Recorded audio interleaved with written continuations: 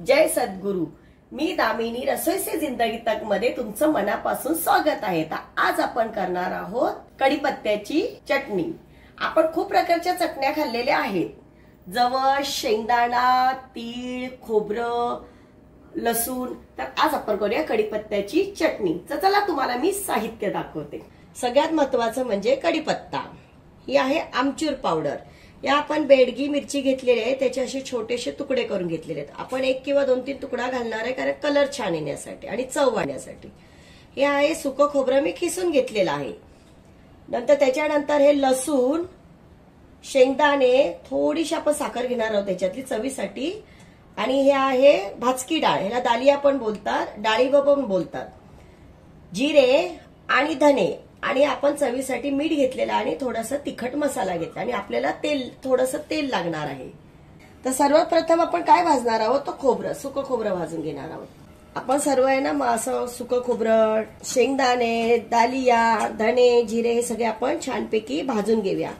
भाजण्याचं कारण काय माहितीये का, त्याच्यातला एक भाजल्यामुळे सुगंध छान येतो, ओलावा जो असेल तो निघून जातो, म्हणून आपण भाजून घेऊया।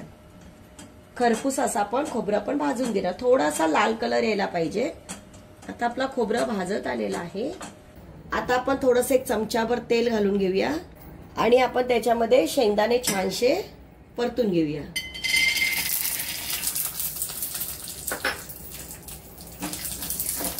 शेंगदाणे असे खरपूस मस्तपैकी परतून घेऊया। थोडेसे असे लालसर कलर आला ना, चव खूप छान येईल त्याची शेंगदाण्यांची।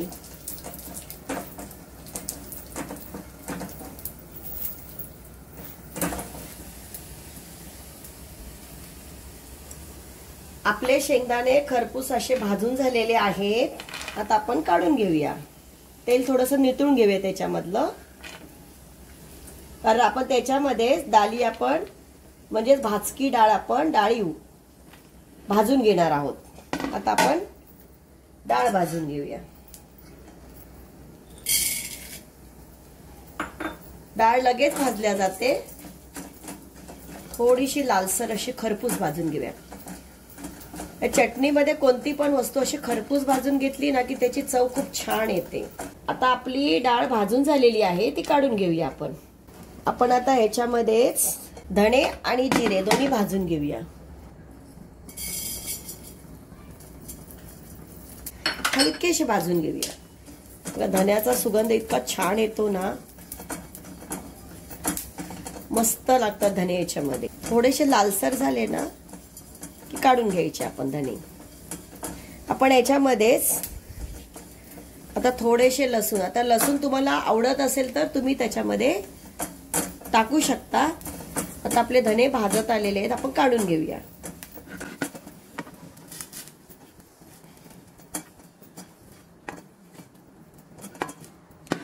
आता आपण लसूण तुमच्या चवीनुसार आहे,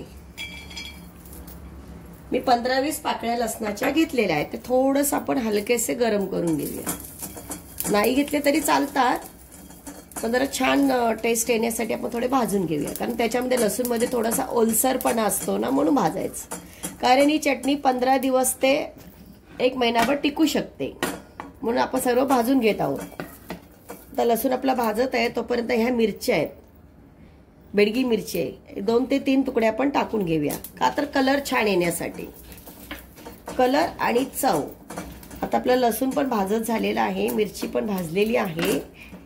आता सर्वात महत्त्वाचा आपण कढीपत्ता भाजून घेणार आहोत। कढीपत्ता कसा भाजायचा, मस्तपैकी क्रिस्पी व्हायला पाहिजे। आता आपण कढीपत्ता भाजून घेणार आहोत। कढीपत्ता भाजताना संपूर्ण साइडने फिरून घ्या आणि कढीपत्त्याचा सुगंध छान यायला लागलाय बघा याच्यामध्ये, आणि कुरकुरीत असा व्हायला पाहिजे कढीपत्ता भाजल्यामुळे। तुम्हाला हवं असेल तर तुम्ही थोडंसं त्याच्यामध्ये तेलही टाकून घेऊ शकता, पण आधी आपण भाजून घेऊया, मग थोडंसं तेल टाकूया, म्हणजे छान भाजल्या जाईल। हे बघा आपला कढीपत्ता कसा मस्त कुरकुरीत भाजून झालेला आहे, बघा कसा असा आवाज येतो आणि मस्त अशी पावडर पडते त्याची। आता आपण हे सर्व थंड करायला ठेवूया। आता आपण हे सर्व भाजून घेतलेले ना जिन्नस ते बघा आता थंड झालेले आहेत, आपण थंड करण्यासाठी ठेवलेलं होतं। कढीपत्ता, खोबरं, डाळिया, शेंगदाणे, जिरे, धणे आणि सुकी मिरची आणि लसूण. आता आपण याच्यात काय करणार आहोत, आमचूर पावडर टाकणार आहोत थोडीशी. त्याच्यामुळे कशी जरा ना आंबट आणि मस्त अशी चव येते, याच्याने खूप छान चव येते आमचूर पावडरमुळे.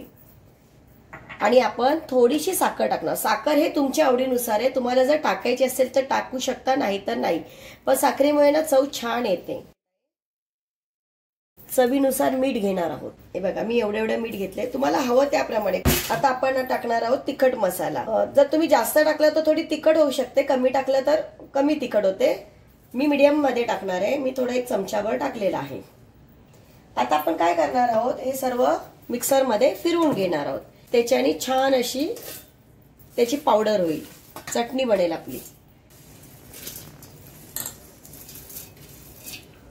तुम्ही हवं तर याच्यामध्ये थोडेसे तीळही भाजून टाकू शकता, पण हे भरपूर आहे याच्यामध्ये. आता आपण वाटून घेऊया, बारीक पावडर करूया याची. आता आपण बघूया आपली चटणी वाटून झाली की नाही. बघा मस्तपैकी वाटून झालेली आहे. आता तुम्हाला कशी हवी, जाडसर हवी, बारीक हवी, मी मीडियम मध्ये घेतलेली आहे. हे बघा मी मीडियम मध्ये घेतलेली. आता आपण एका बाउल मध्ये काढून घेऊया.